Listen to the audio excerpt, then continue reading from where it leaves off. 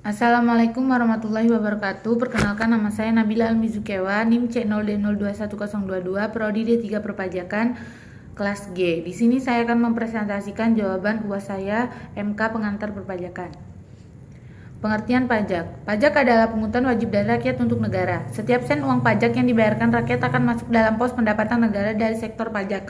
Penggunaannya untuk membiayai belanja pemerintah pusat maupun daerah demi kesejahteraan masyarakat.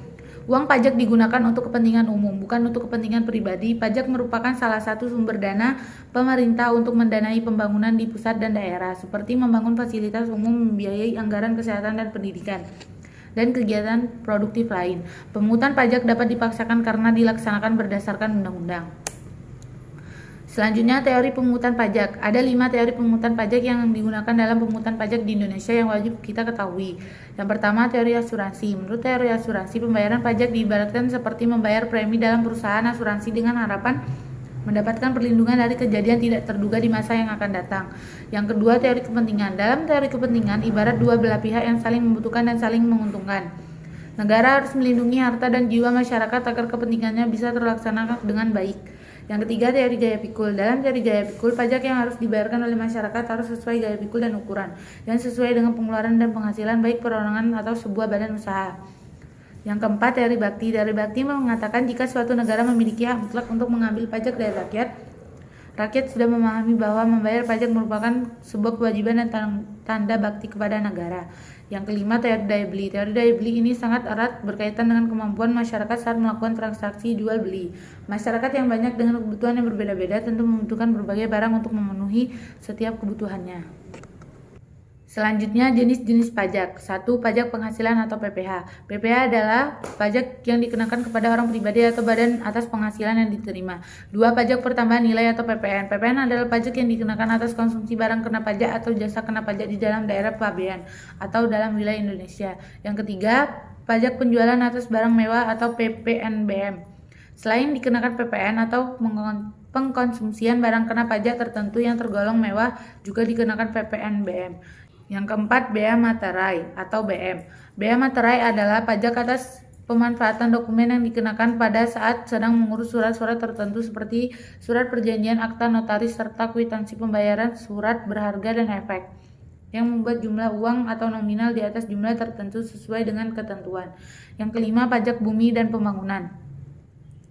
Pajak bumi dan pembangunan yang dimaksud adalah pajak yang dikenakan atas kepemilikan, pemanfaatan, dan atau penguasaan atas tanah dan atau bangunan. Yang keenam, pajak daerah. Pajak daerah dibagi menjadi dua, yaitu pajak yang dikelola oleh pemerintah provinsi dan oleh kabupaten atau kota.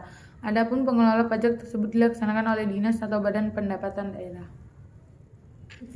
Sedikit menjelaskan tentang baik yang berasal dari Indonesia maupun dari luar Indonesia dan contohnya. Dalam konsep PPh, objek pajak sebagaimana dalam undang-undang mencakup tambahan kemampuan ekonomis baik yang berasal dari dalam atau luar negeri. Ini dimana berarti wajib pajak. Pajak luar negeri dikenakan pajak atas pendapatan yang berasal dari dalam negeri. Kebijakan ini dibuat untuk menghindari double taxation, dimana dalam hubungannya dengan tiap negara diatur secara khusus dan lebih mendalam melalui tax treaty antara Indonesia dengan negara lain. Contohnya, Ibu Rara adalah orang Indonesia yang tinggal di Bandung. Namun Ibu Rara memiliki usaha pabrik keju di Italia. Penghasilan Ibu Rara dari Italia akan dikenakan pajak karena Ibu Rara berwarga negara Indonesia. Apakah SPT tahunan OP akan selalu menunjukkan posisi kurang bayar? Tidak.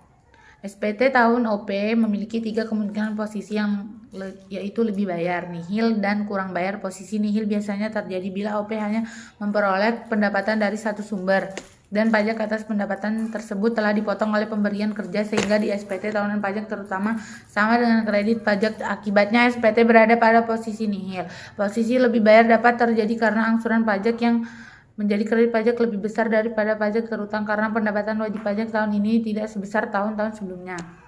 Subjek pajak. Subjek pajak adalah individu atau badan yang punya hak dan kewajiban dalam perpajakan sebagaimana telah diatur dalam peraturan yang berlaku di Indonesia. Objek pajak adalah penghasilan atau tambahan ekonomis yang diterima oleh wajib pajak. Penghasilan tersebut bisa berasal dari dalam maupun luar negeri asalkan bisa dipakai untuk konsumsi dan menambah kekayaan dari wajib pajak yang bersangkutan itu sendiri. Apa itu pembukuan dan pencatatan dalam perpajakan? Pembukuan merupakan proses pencatatan yang dilakukan secara untuk mengumpulkan data dan informasi kekuatan yang meliputi harta, kewajiban, modal, penghasilan, biaya, serta jumlah perolehan dan penyerahan barang atau jasa dalam periode pajak tersebut. Contohnya wajib pajak badan, wajib pajak KOP yang melakukan usaha dan pekerjaan bebas.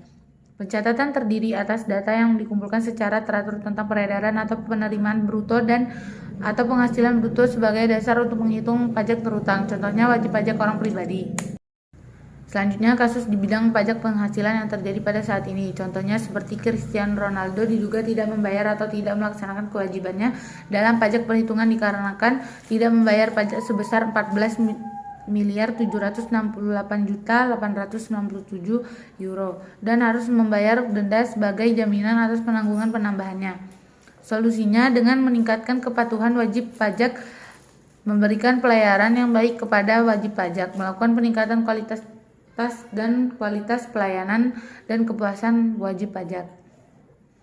Selanjutnya, kasus di bidang pajak pertama nilai yang terjadi pada saat ini.